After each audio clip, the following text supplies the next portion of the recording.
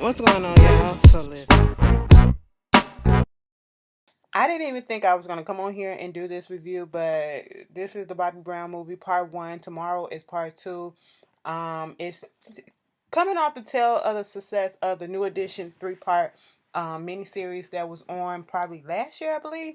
But they did such a good job on that movie, on that little series, and I will say they did.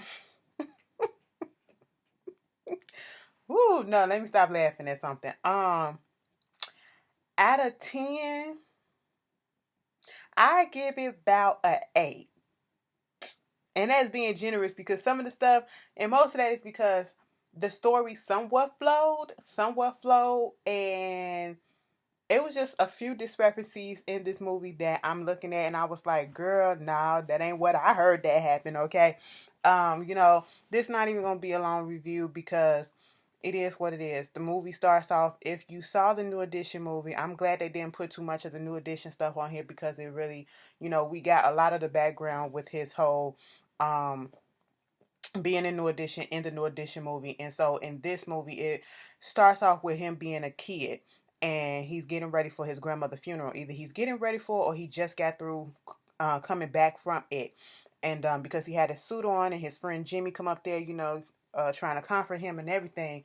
And then him and his friend go playing and some dudes try to get on his bike and, Jimmy standing up for Bobby and all this stuff. And next thing you know, the little girl, because Jimmy was winning the fight. The boy was on the floor. The little bitch that was with him, excuse me, let me not say that. That's what happened though. She threw the knife down and old boy took it. And it was a dude behind old boy who kind of kicked him, pushed him. And so the knife went into Jimmy. He wasn't trying to stab him, but because old boy pushed him in the back, it went into Jimmy, stabbed him in the chest or whatever. And he just kept on saying, go get my mom or give me to my mom and something like that. And come to find out, the mama is Miss Ashley Banks, aka Tatiana Ali. I said, look at you. She made her little cameo appearance, ain't said not one word but cry. I said, you better cry those tears of a heartbreaking mama. That's what you better do. And she did that. Tatiana Ali played her part. I said, that was good. That was nice. That was cute. Of course, Jimmy died, and it was a sad thing. And it was something that stayed with Bobby. Of course, when you see something young like that, that's going to stay with you. That's going to affect you no matter if you say it don't, it will.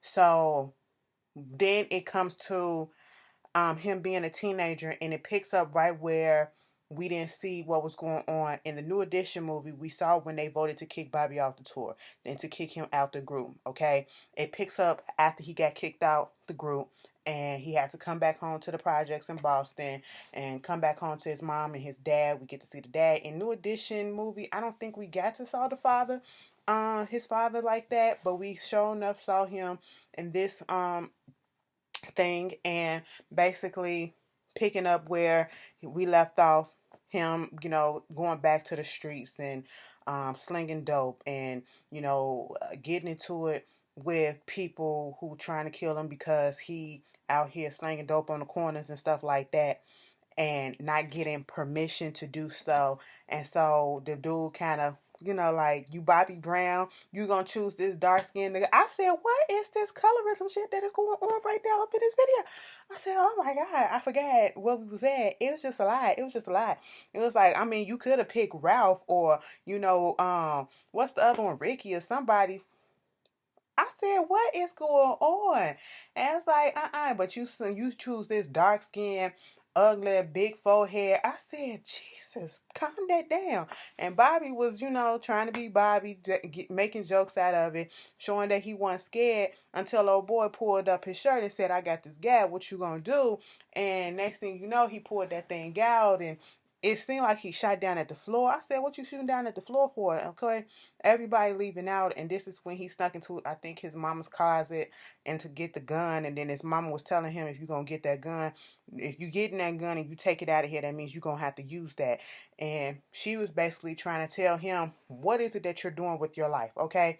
Why are you doing this? And you are disappointment. You are a disappointment right now because you're letting your life go by. Even the daddy was telling him he needs to go back to school, high school, whatever, get his diploma. Since you out the group, you're 16 years old. They arguing over what they're going to do with his career, not giving him an input as to what he wants to do.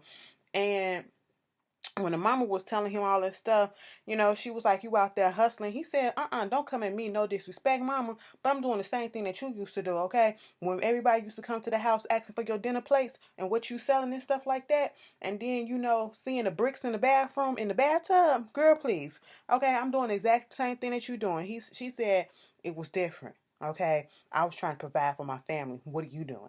I said, And at this time, he has a child already. Okay, his baby Landon, and child, they bring in Lowell to come in, and I hope I'm saying his name right. We're just gonna call him Lou, played by Last Alonso. Bring him in so that he can go ahead and get this solo album done and everything. Now, movie was 2 hours and 30 minutes. Okay, I'm not complaining about the time because it kind of kept up with the pace. Now, I didn't watch it on time with everybody else. I let it build up a little bit so I can fast forward these commercials because it was on BET. Y'all know how BET and they commercials be. Okay, BET commercials be just the same amount of length as the goddamn movie. But moving on from that, trying to convince him to go ahead and do this solo.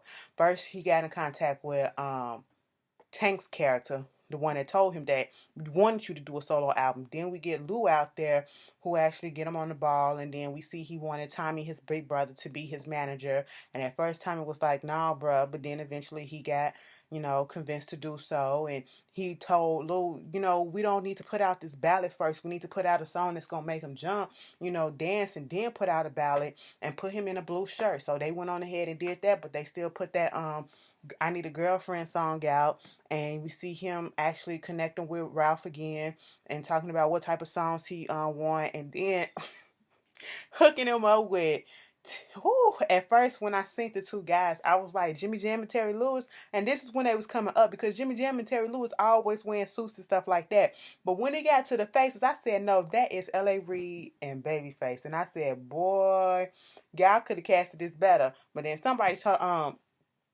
sent me the picture of them how they were back in the day, and I said, I don't know which one was worse, the actual picture or the one that was on TV. Like, that was some bad fashion, and I ain't talking about. I'm talking about the hair was messed up. I said Babyface and L.A. Reid tried it, but it was the '80s, so hey, I can't really go in. That was the thing back then, and at that point they trying to decide which way they want to go because he want to work with Teddy Riley and his New Jack Swing type of sound, and they got him with Babyface, and they get him in a booth and he do Rock With You. I wanna rock with you, baby, all night long. That is fun.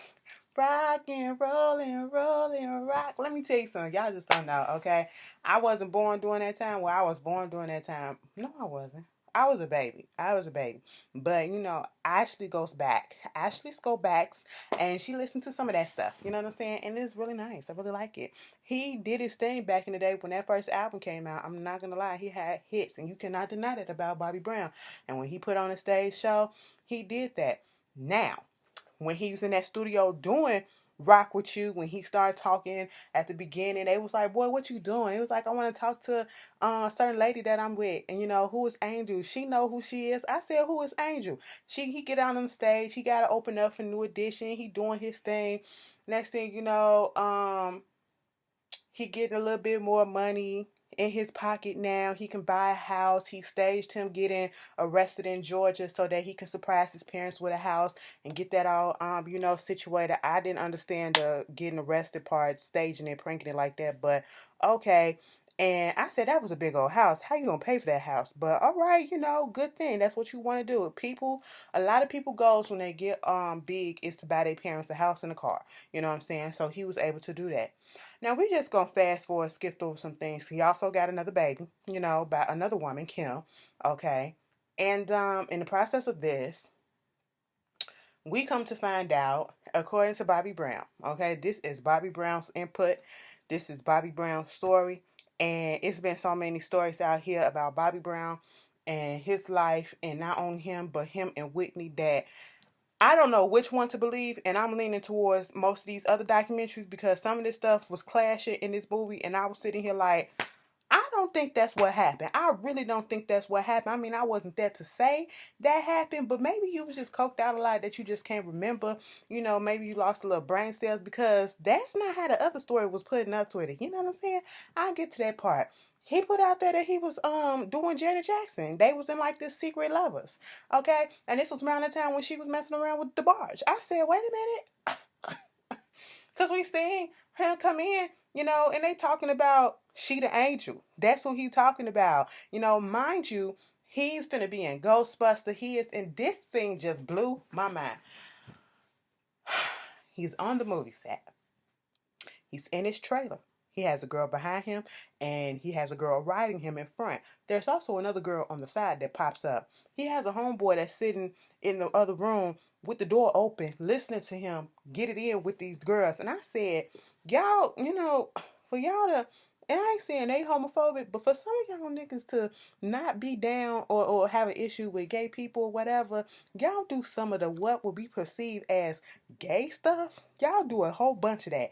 Okay, y'all be really out here fucking girls in front of y'all dudes, and y'all just sitting there watching or listening. That'd be so uncomfortable. And I'd be like, look, homie, I'll catch you when I'm done. Okay, but couldn't find out Angel is Janet Jackson. He been talking to her. He sprung off of her. We see him pull up to her house. When she first see her, the maid come get her. She's up there giggling with some other dude in the room. Technically speaking, it could have been anybody, because she got like 15,000 brothers. You know what I'm saying? But it was the bar, because she didn't want nobody to come up in the house. She didn't want him to come in the house, because according to her, I thought you said we supposed to keep this on the low. Okay, we supposed to keep this quiet. He was like, oh, so you finna be with that nigga? You got that nigga? What he got on me that I ain't got? He was like, you know what, baby? Don't worry about it. Okay, listen. I'll make it up to you. How you gonna make it up? Next thing we know, they are in the hotel room just getting it in. Like, he is banging her back out, okay? Open up the windows, the walls, okay? To the windows, to the walls, to the swept dress down his balls, okay? All ski, ski, ski, ski, goddamn, okay? And I was just sitting here like, not Janet. Like, I know Janet can free. Okay, we already know that. Just listen to the records and stuff like that. You can't tell me. Janet then probably did just about every position that there is in this world. But I don't want to see that. I don't want to think of her like that. I mean, I think of her like that on the record, but just like, it just felt uncomfortable and weird. And I said, oh, we are venturing off in some uncharted territories. I said, is this really true? Janet, are you at home watching this? Do you even know what BET is? Because according to you, you don't even know what hot Cheetos are. And they put Cheetos on the freaking commercials all the goddamn time. Okay, we just see Chester the Cat all the time on here talking about Cheetos. You don't know what hot Cheetos are? Meanwhile, Mama Catherine sitting at the family barbecue eating a whole bag of hot Cheetos. What in the world is going on, Janet? Come back to Chicago. We put some cheese on that thing and spice it up for you, okay? Girl, whatever. You need to get back down to your roof. But that's not what we here about. Okay, they get in the bed. He is so in his feelings, because she was like, when we gonna hook back up, next week and all this stuff. He said, what the fuck we doing? Okay, what are we really doing out here? You really gonna marry that dude? What he got on me? Cause he light skinned, and what, you don't like dark skin? You don't like dark skinned hood niggas or something like that? I said, oh, cause don't nobody approve of no hood project nigga. I said, first of all, yes, the DeBarges were light skinned. That's because they were biracial. Made me think a minute, because the ones that we actually seen Janet with were not either 100% black, or they were very fair skinned, Mexican, Middle Eastern, DeBarge. I said, oh, don't do this. Don't have my mind thinking like this, because y'all know I love me some Janet and I want to defend her. But when he said that shit about the hood stuff, I was like, hold up. Do you know where the DeBarge came from? They was more coked out than you were, okay? The whole family, more coked out than you were, and from a troubled background as well, okay? Maybe because they made it big and they came out and made it look like they was candy pop type of people, but yeah, they had more issues than Bobby, if you ask me. All right, but he just was messed up about that, and so it literally moved from him being over Janet to him being at the awards, and this is the award show where they booed Whitney at. I think it was the Soul Train Awards, and Bobby performed, and Whitney bending over her. I said, is her butt on his ear? She's like, look, girl, you bumping me, okay? Mind you, he just said he ain't want to deal with no more industry tricks. Look, girl, you gonna have to stop bumping me. I know I'm bumping you, and what you gonna do about it? I was like, Whitney, Whitney set her eyes on it and got him, okay? And he giving her words of encouragement. I said, is it really how it went down? Is that really how it went down? Next thing you know, they doing their little courtship, they little flirting stuff, and um what else is going on? I'm just fast forwarding through some stuff. It was a lot of, you know, stuff here and there. They doing their little courtship. In the midst of that, he's still messing around with other girls. His baby mama Kim, the second one, comes in with his other kids when he got through performing, saying he didn't want to see nobody because he had Whitney in the back. And she came in trying to, put him on blast that he got two kids, two baby mamas and stuff like that. And thinking that's gonna leave a sour taste in Whitney's mouth or whatever, but it really didn't because she still stuck around. 3 years later, she's sitting there playing cards with the kids and with the family or whatever. The family trying to wonder why you haven't proposed to this girl, okay? And then in the process of that, she gets pregnant. She gets pregnant, and while she's pregnant, he's over there supposed to be, seeing his child, and he winds up sleeping with Kim and getting her pregnant. Whitney finds out, and this is when we first see Robin.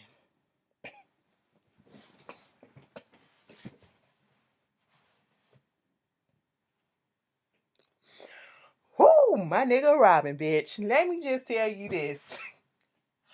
They could have found a better bitch to play Robin. No shade. But I'm not even gonna complain. I don't understand why they made it seem like this. Maybe because we don't never hear anything from Robin to know Robin's side of things. But they had her basically on mute practically the whole time she was on there, and making her look so like she had this problem. And we know she didn't necessarily like Bobby. And this is from a documentary that I saw, Whitney Cannot Be, and this was all the footage from Whitney's own personal stuff and um family and friends and people who worked around them who knew them, and also from the Whitney movie that just came out recently. I think that they all saying the same thing. They had their little contentions, and in the Whitney Cannot Be video documentary, basically they put out there that at times, Bobby and Robin used to scrap. Like they used to scrap. I mean, her fade matched his fade. Like for real, for real.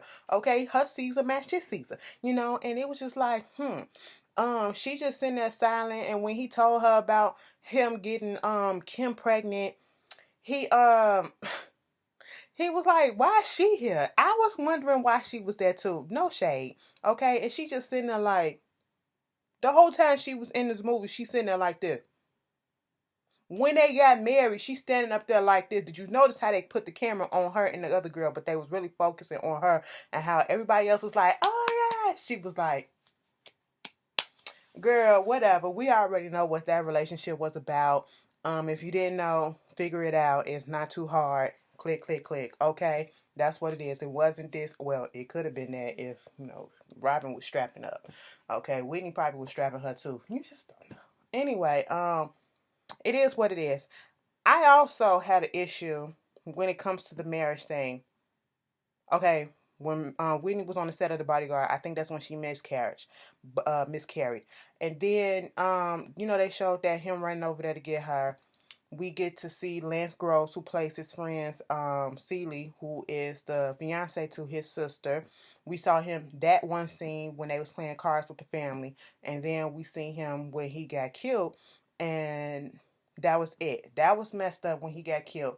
At this point in time, the movie this shows the downhill growth of them. It's not going up; they progressing downward. Okay, they had they high where everything was all to the good. He's getting all this money, he's getting all this fame and recognition, and then he's meeting Whitney, and they try to make it seem like as soon as he got, and even his brother said, as soon as he got with Whitney, people didn't want to see them together. He was saying this before they got married in that bathroom. It seemed like as soon as they got together officially and got married, it's just like everything kind of went down for him. Okay, his ego and all that shit came into play. But baby, let me just get on this part right quick. When they got married, he locked himself in the bathroom and he was having cold feet. That's one thing. That's a red flag one time. Okay, sometimes that happens. We can let that go for a minute. But when old girl Alicia, whoever she was, she came in there and told him to go look for Whitney, and he went into the room, and Whitney was in there sniffing coke. So from my recollection, I didn't know, like, is this real? Like Robin knew that she, okay, of course Robin knew that she had a coke problem. But you mean to tell me, Robin, you let her do this shit in front of you and you ain't do nothing about it, girl? I thought you didn't type of friend of you. But then again, Whitney do look like the type of person that she'll do whatever she want to. So at this point, she like, I mean, hey, do what you want. I tried. Girl, what? Okay, and then for Bobby to make it seem as if he made it seem as if, no, he made it seem that this was the first time that he knew that Whitney was having a coke problem, that she did coke. Okay, once in a while, you got me. I do cocaine. I said, wait a minute. This is not what happened in the Lifetime movie and what we all been knowing about. Okay, when I went to go see the Whitney movie, a friend of the family who gave Whitney her first hit of cocaine said he gave it to her the first time when she was 16 years old. That was one thing. And also in that movie, you know, that movie and the Lifetime movie, they put it out there that the first time before they even got married and before they even got into a full ass relationship, that at, I think it was her 25th birthday party, she was doing coke in front of Bobby, and Bobby was like, whatever. You know what I'm saying? So how is it that you trying to say now that it's so many stories, there's so many stories, I don't know which one is true now? Like, it's like, what? You can't tell me that this is the first time that you seen Whitney do cocaine. Okay? I'm not gonna believe that. They get married. Robin really wasn't here for it. Um, he's working on his new album. She told him that she's pregnant with Bobby Christina. She has Bobby Christina. Robin, when they told Robin to film the thing, Robin still was standing there looking like this. I said, Robin, girl, let it go. I get it, but that you torturing yourself. And then that one scene when he was telling, not he, but I'm just fast forwarding through all the good stuff that I really want to get to. Carol, the mama. Carol look like and sound like she's very aggressive. Okay. And she sounds as though she done beat down a few bitches in her time.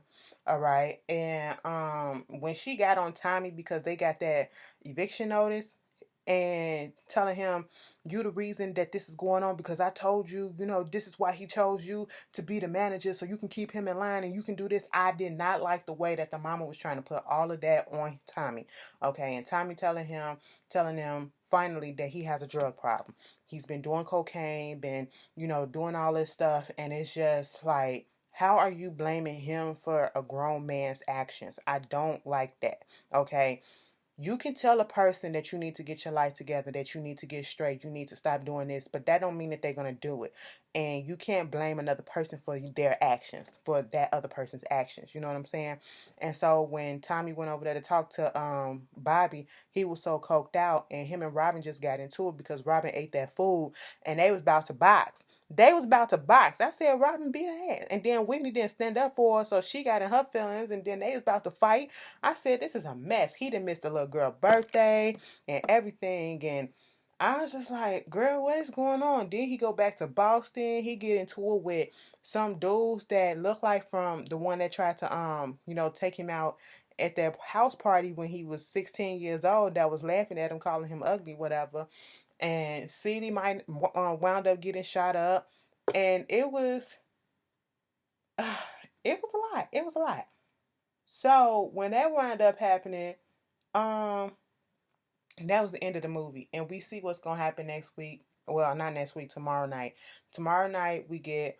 They're basically gonna do the rest of it from that point on. How the the murder affected him to dealing some more stuff with Whitney, dealing with Bobby Christina, played by Raina. Raina back from the dead, bitch, getting some play. Okay, I said, look at that. Tariq couldn't take you out, bruh. Tariq couldn't take you out. But then again, you finna play some. Let me stop because I was about to say something rude. But it's really nice to see little Miss Raina back on TV. Um, Once again, I have to give it to Tatiana Ali because Tatiana Ali played that part. Even if she was just crying, she did her thing in that.